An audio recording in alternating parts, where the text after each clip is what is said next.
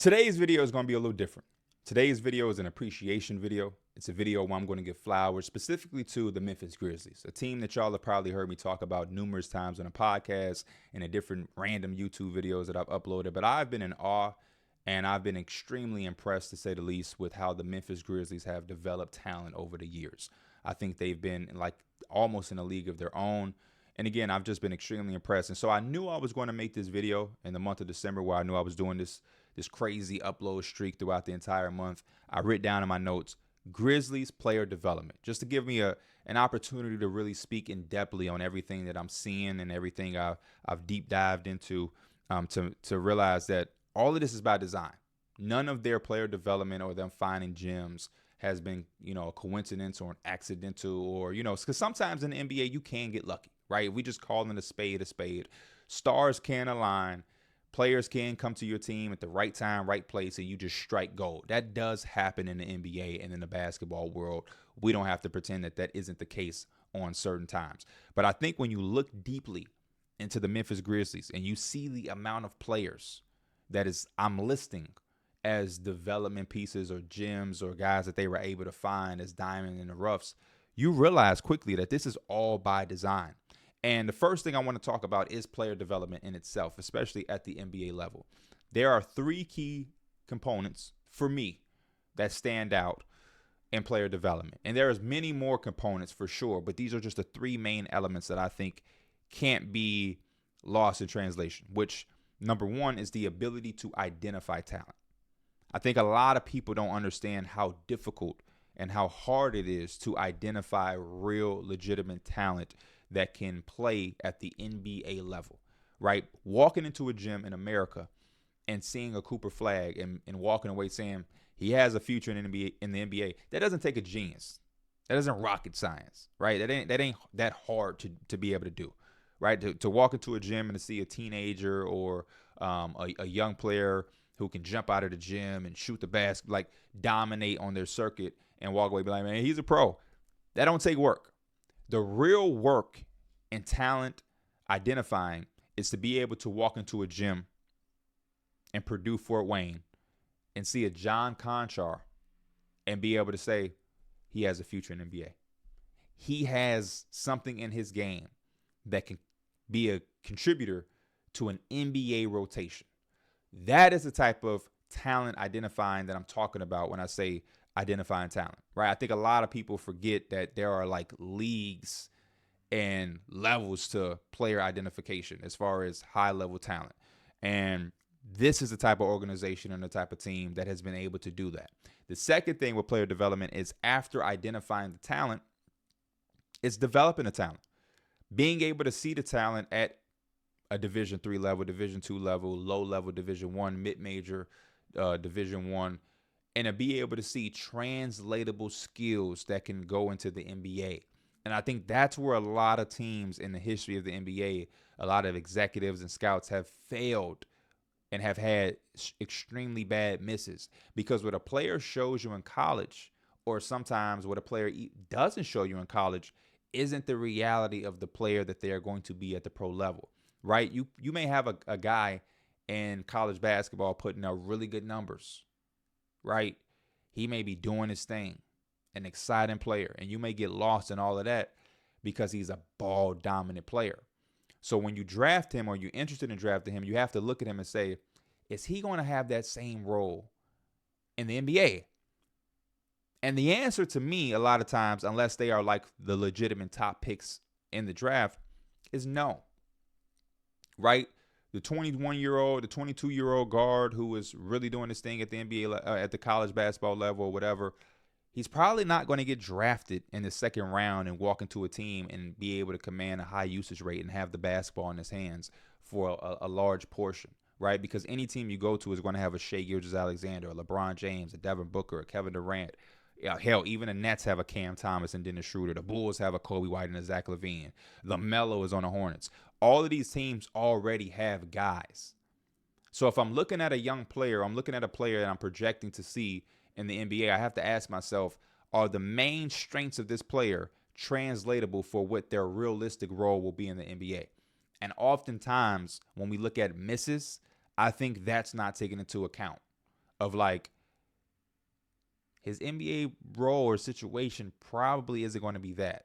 And I think that's also why a lot of teams like the Grizzlies, the Thunder, and all of these different teams who've been able to execute with player development, they've been able to find the gems and the diamonds in the roughs because they look at guys and they say, okay, the Phoenix Suns, what Ryan Dunn did at Virginia, he can come and do here, right? You're just going to defend and sit in the corner and make some three-point shots.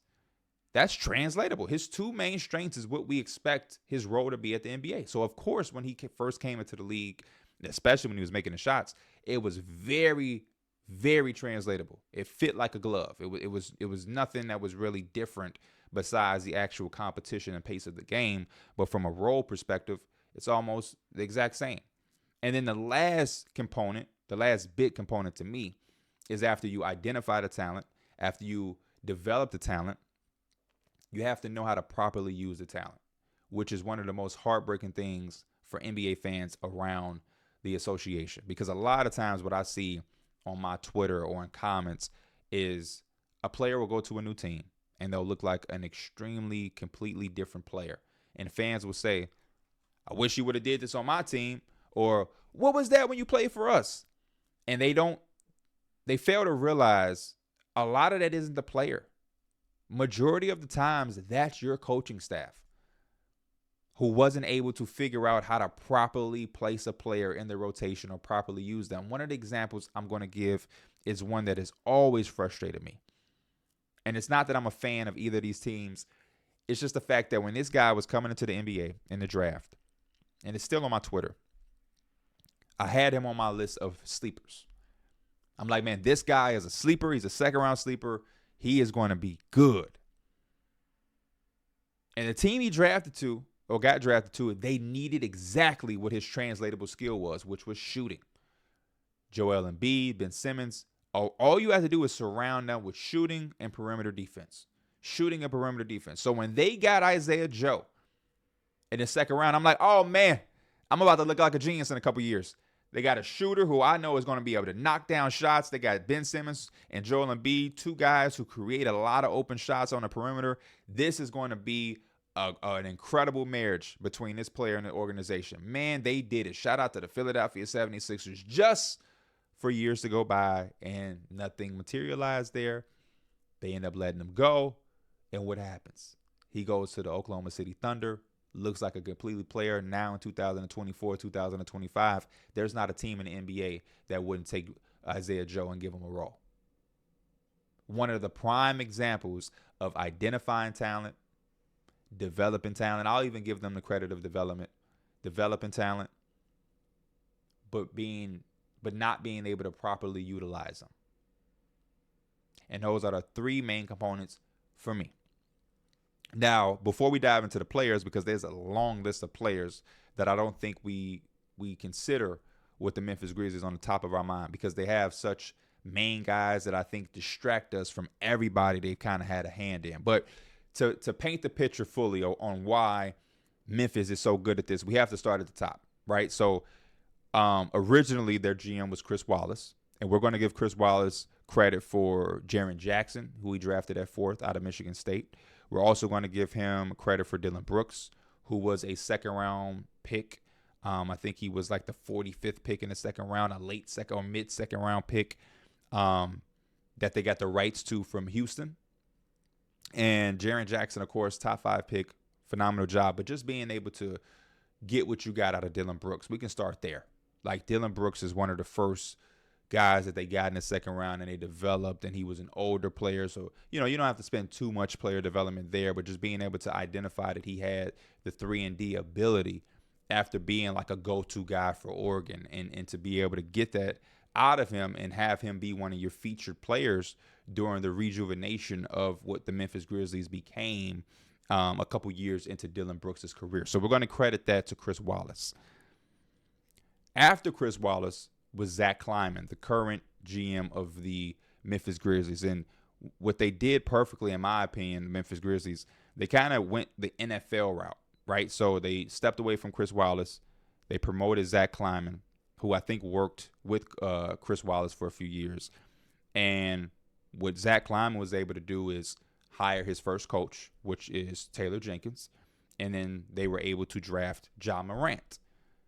And you get your new GM, new coach, and new future point guard, which is what the NFL likes to do, right? You get a new GM, he finds his coach, and together they draft their future quarterback or the quarterback of the future, and it's all in sync together, right? You always hear about the NFL.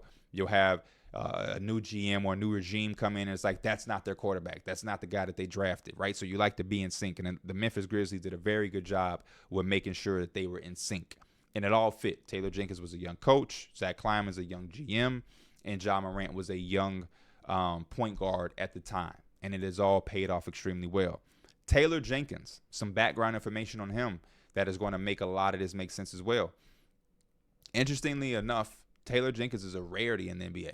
Taylor Jenkins is one of the few coaches in the NBA currently and in history that doesn't have ties to high-level basketball.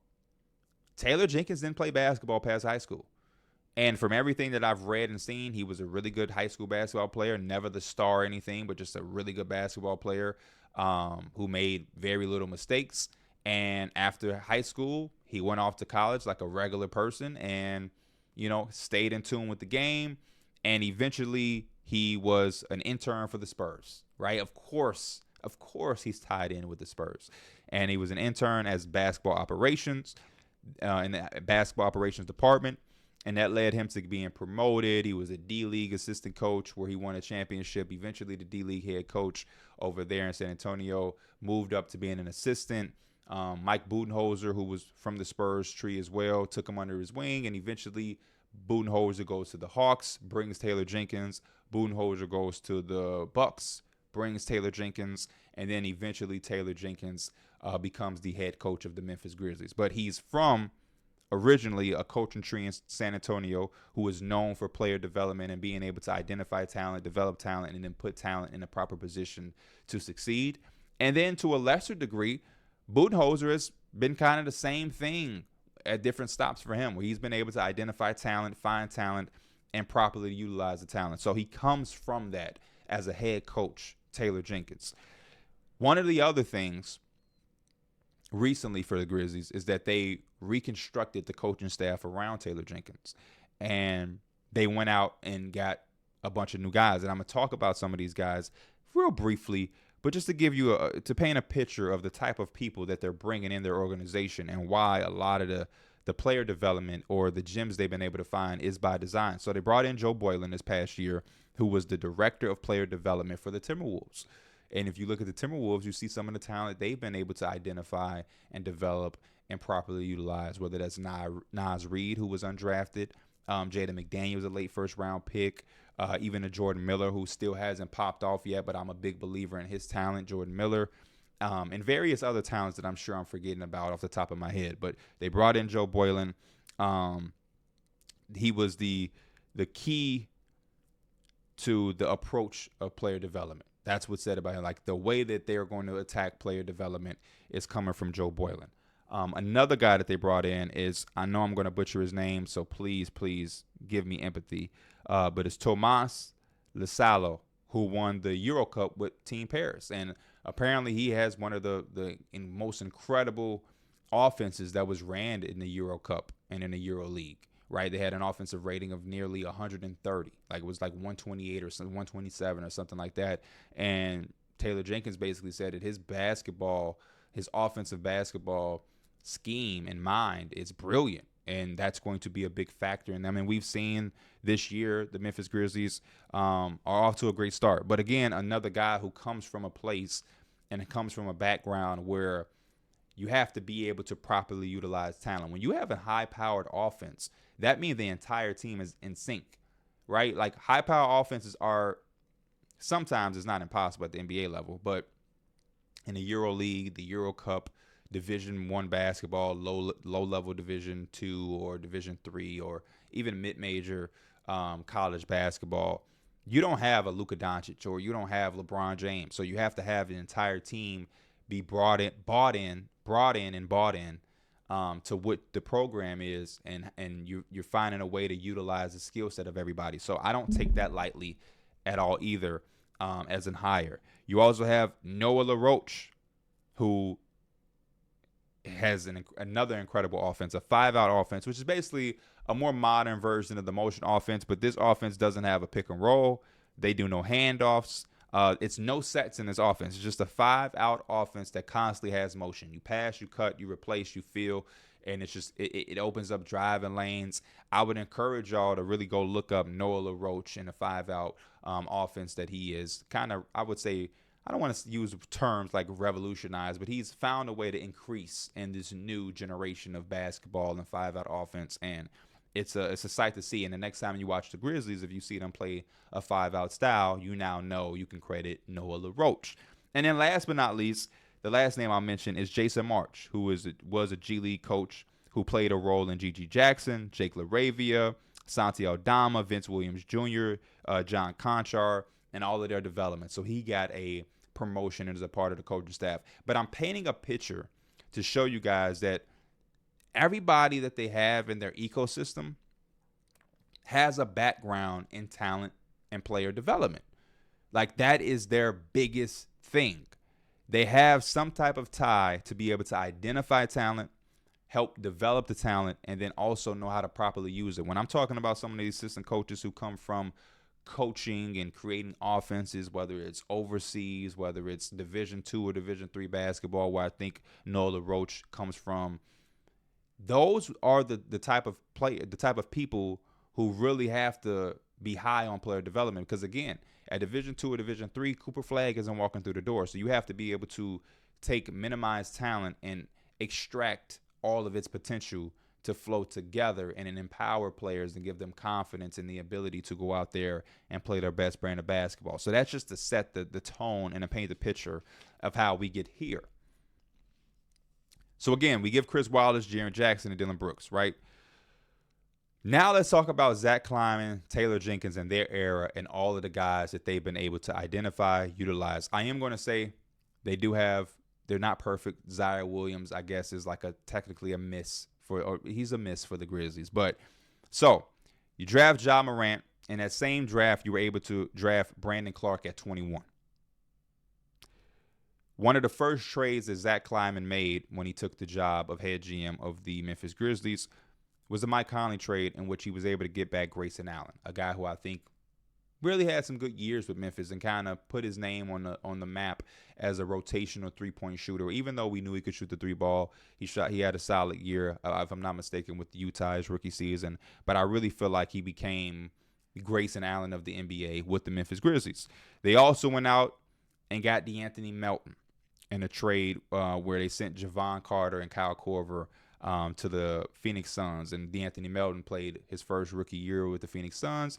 Wasn't some crazy spectacular year. I briefly remember DeAnthony Melton with the Suns. And I'm starting off with these two because it is chronologically in that order for them in their first year. But in the NBA, player development is this too, where you might not necessarily draft a player and get them out of, their first years in college. But I think player development and being able to identify talent is looking around the NBA and being able to say, oh, we could do something with him. Like, I think actually when you talk about team building, that's the evolution and where the game is going for teams and team builders who are responsible for putting teams together. When you look at how much money players are commanding and how much percentage of the salary cap that takes up, teams and GMs are not going to have the same flexibility to just depend on the free agency market and the trade deadline. So in order to build teams properly to compete, you're going to have to be able to be creative. You're going to have to be able to find guys who go undrafted. You're going to have to be able to look at the G League and see what's going on at that level. You're going to have to be able to go to other teams and look at the end of their benches and say, who on these teams aren't making a lot of money, have tradable contracts, that aren't tied up for, long, crazy contracts, who we feel like we can use and bring in. That's why earlier in the season, I talked about like Cody Martin. He was one of the most underrated players for me, not because Cody Martin is some all-star, but because it's like I look at Cody Martin and I look at his strengths and his weaknesses and what he brings to a basketball team, and it's evident that it would be better suited on a playoff team.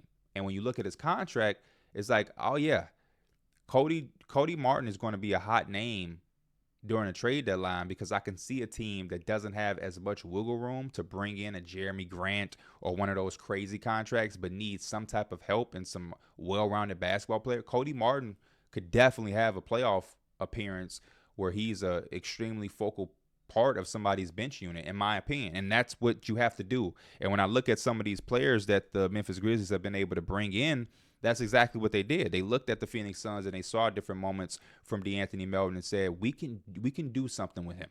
There's something there that made them attracted and brought into that. The same thing with Grayson Allen. Hey, there's something that he offers, the three-point shooting, that we can really tap in and buy to. When you look at today's team, Scottie Pippen Jr., right, who was with the Lakers and nothing really popped off. They saw him and said, hey, there is something there that we can work with.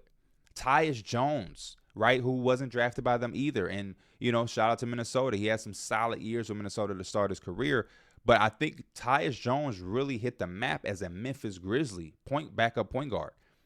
And it's like they're looking around at teams, and it's almost like being in a relationship. If you don't value your girl, hey, man, some other man will come in and really, like, treat your girl. She'll be everything to him. The Memphis Grizzlies is the same way, man. They ain't gonna steal your girl, but they'll steal your young player at the end of the bench. If you ain't treating them right and you ain't properly utilizing them, if you don't know what you got, they'll quickly, Los Angeles Lakers, scoop up a Scottie Pippen Jr. and show you, hey, you a damn fool, because look what we have. And I think that's another part of all of this at the NBA level. But to talk about some of the players that they've went out and got, we talked about them early and briefly. John Conchar, undrafted. Bring him in a two-way deal. He turns into a guy that ends up being a rotational player that they can depend on. They played him in the playoffs. He's been a 40% three-point shooter in his career or during out some years of his career. I don't want to say it like he's on his career. His entire career is a 40% three-point shooter, but we've seen him be a 40% three-point shooter is what I'm saying.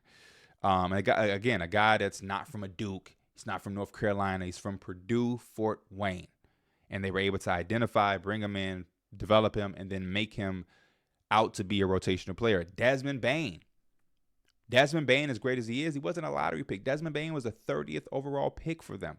I can't stress that enough. He was one of those guys that teams were like, hey, he's old. We're standing away. We want youth. He's old. Well, look, he's damn near a borderline all-star talent in his league and has been one of the biggest gets for them as far as how their core has come about.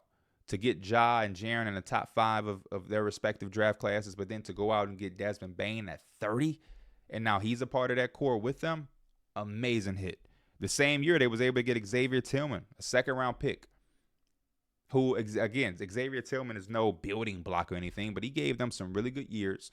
He was serviceable, and they were able to identify him, develop him, and put him in position to be a success for them. And we see him doing the same thing last year and winning a championship with the Boston Celtics. Santi Aldama, right? One of my favorite picks for them. Again, the 30th overall pick. They're showing us they can tap into every single method of identifying talent in the draft.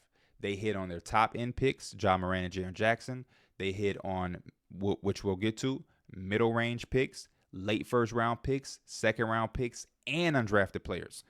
But Santi Aldama at 30, and you look what you see now with Santi, it's beautiful. It's beautiful. Jake LaRavia, 19th overall pick. Again, mid-first round. And we see he's playing his best basketball right now for the Memphis Grizzlies as we speak. In the same draft, you got Vince Williams Jr. in the second round. At the 17th, the 47th pick of the second round, Vince Williams Jr. One of my favorite stories of the Memphis Grizzlies, the player development department. He came out of damn near nowhere out of VCU and is giving them real two-way ability. He had some really good moments for them last year, and I cannot wait for him to get extremely healthy and back into the mix of everything, because I was anticipating seeing him with the full healthy team. But Vince Williams Jr., a great pick. G.G. Jackson, a second-round pick at 45. We know about G.G. Jackson. I ain't really got to talk too much about him. Trey Jamison, right? He's on the Pelicans and is in the NBA now. But he started with the Memphis Grizzlies. I had no idea who Trey Jamison was until I seen him with the Memphis Grizzlies. Another undrafted player who they made serviceable during a tough stretch. They were like, hey, come on. I talked about Scottie Pippen. I talked about Tyus Jones. Hey, Jay Huff, who's played with the Lakers, played with the Nuggets, played with the Wizards, and he was just Jay Huff. Now he's Huff stuff, having a career year with the Memphis Grizzlies out of nowhere. They found a way to take Jay Huff and make him a rotational player, and he's having a damn good year, and he's playing some really, really good basketball. And then last but not least, as of recent, Jalen Wells, a second-round pick who started 20 of the 25 games that the Memphis Grizzlies have played, and he's looking like an all-rookie guy. He's going to have a chance to win Rookie of the Year. Will he win it? I probably want to put my money on it, but he has a strong case, and he will definitely be all-rookie for sure. And that's not to mention Zach Edey.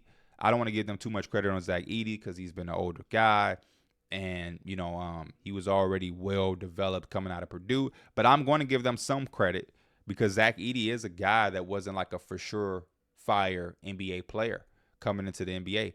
And I want to give them credit because I think a lot of people are going to be like, look, yeah, Zach Edey, he could play. People was overthinking. But I think a large part of his success is being with the Memphis Grizzlies, them knowing exactly what they want from him, how they're going to use him, you know what I mean, how to properly use him and to get the most out of him.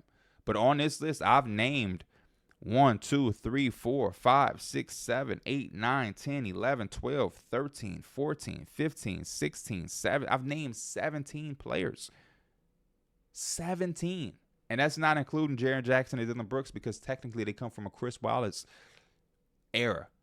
But 17 players who they were able to identify, develop, and properly utilize and get value out of. I'm not even mentioning like a David Roddy. I technically could throw David Roddy in here. David Roddy was a rotational player for the Grizzlies and gave them some good minutes here and there. Right? They were able to trade him to the Hawks. I've seen him be a rotational player for the Hawks at certain times. Can't say that he is now, up and down, but I'm like the Grizzlies know what they're doing. And it needed to be acknowledged, it needed to be addressed, and it needed to really go in depthly about the guys that they've been able to figure out and how this is by design and not a coincidence and not some team that's just getting lucky or just getting anybody and putting them into a system, right? They don't have like this crazy thought of Golden State Warriors system. They just know how to extract players' strengths and contextualize it to put it in the proper use of what they want on the defensive end and the offensive end. And that's what they talk about a lot with Taylor Jenkins. When you read about Taylor Jenkins, they say he is extremely organized. Like that's his biggest thing is his organization skills. And I believe that to fall into place with how organized it is with some of these players and how organized they are with figuring out roles and empowering players. Everybody that I named isn't like they're like these guys that are extreme specialists. But they've carved out a lane for Brandon Clark to be Brandon Clark, which, when you watch him at Gonzaga, that's what you wanted for him. And they found a way for him to kind of replicate that because he's in the tweener type realm of power forward center who isn't shooting threes and doing, but they figured it out. But I walk away extremely impressed with the DeAnthony Melton stories. And the John Conchars and the Santi Aldamas and the Desmond Baines and the Vince Williams Jr.'s and the G.G. Jackson, the Scottie Pippen and Jalen Webb. Like those are my favorite ones because those are the picks that alter your entire franchise, right? Your entire franchise. So God forbid you get in a situation when you have to trade a Dillon Brooks or you lose a Dillon Brooks. That's fine. We're going to miss you, but that's fine. We're going to go get us a Vince Williams. You know what I mean? We're now going to go get us a Jalen Wells. And is it going to be the same effect immediately? No, these are young players. But you were a young player once, and we're going to develop them the same way we developed you, not put too much on their plate, and it's going to pay off. And the fact that they're playing these guys, that's another big thing for me is that they play. I said Jalen Wells has started in 20 of the first 25 games for the Grizzlies. We've seen Scottie Pippen be able to have opportunities already early into this start of the year. Jay Huff. Jake LaRavia. I don't think people realize how important that's going to be when we get to the playoffs. The playoffs is the real grind. And when you get past 82 games, everybody's tired. Everybody has no legs. Everybody's banged up. And you want to be able to maximize the rest and the breaks that you can give your star players that you lean on throughout during stretches of the games. So I think now being able to instill confidence in the Scottie Pippen, Jay Huff, Jalen Wells, Jake LaRavia, you give those guys confidence now, and when the playoffs come and you have to sit Ja Morant for a 4 or 5 minute stretch, you feel comfortable doing so because Scottie Pippen is prepared. That's why in past years when we see Ja Morant hurt and whatnot, Tyus Jones was able to step comfortably into the starting lineup, and they were able to win playoff games against like the Warriors, I believe that was. Where like they've had injuries and guys have stepped up because they are properly prepared for the moment. And I just think that is, again, extremely incredible and impressive. And I wanted to just take some time out to paint a picture for everybody on exactly what Memphis is doing and shed some light. And I would love to see other teams copy this, right? I said it on the podcast. They talk about the NBA as a copycat league. Why don't teams copy this type of structure, right? Every coach can't be a talent identifier. Every coach isn't going to be able to do it. But you look around the league and you go out, you get the best people that's doing the best things. Oh, he's the head of player development over here. Okay, well, let's give him a role over here. We're going to make him an assistant coach over here. Let's promote him. Let's give him a bigger bag. We want to steal that guy. That team is carving out players left and right. Oh, man, that's what I'm doing. If I am a GM or a president in the NBA right now, I'm looking at the Memphis Grizzlies and I'm saying, oh, yeah, he ain't lasting long over there. Noah LaRoche, say less. Say less. Especially if I'm one of these young teams. I'm the Portland Trailblazers. Because I don't believe Chauncey Billups is going to be there for that much longer. They need something different there. If I'm the Portland Trailblazers, you think I'm not looking at this Memphis Grizzlies coaching staff? If I'm the Wizards and they don't want to stay with Keith, you think I'm not looking at the Grizzlies coaching staff? I'm trying to think of other teams around the league who are struggling. If I'm the Charlotte Hornets, well, they just got Charles Lee. I'm sorry, Charles Lee. I like Charles Lee, so he'll be good. But just different situations around the league. If I'm the Chicago Bulls and I want to part ways with Billy Donovan, you think I'm not looking at OKC? You think I'm not trying to get familiar with the Memphis Grizzlies? You think I'm not looking at the Miami Heat? That's what people did to the Spurs for decades. That's why the Spurs have such a long coaching tree, because everybody kept looking at, man, what is that organization over there doing? What are they doing over there? And I think a lot of teams now are going to have to start doing that around the league, right? Where it's just like, what are they doing over there? What are they specializing in that we need?